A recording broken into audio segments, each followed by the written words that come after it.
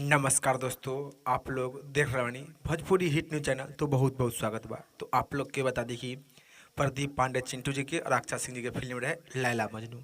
तो लैला मजनू फिल्म के एक और नया वीडियो रिलीज कर दिया गया है, जो कि इंटरटेनमेंट रंगीला पर, जो कि गाना के नाम और पोस्टर आप लोग स्क्रीन पर देख सकत बानी।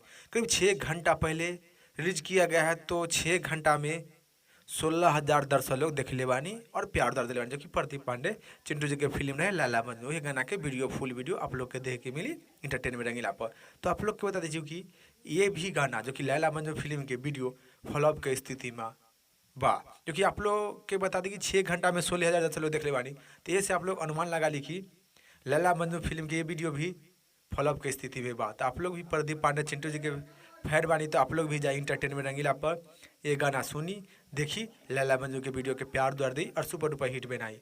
और इस रिपोर्ट के बारे में का राय बा, का विचार बा, आप लोग नीचे कमेंट बॉक्स में बतलाएं।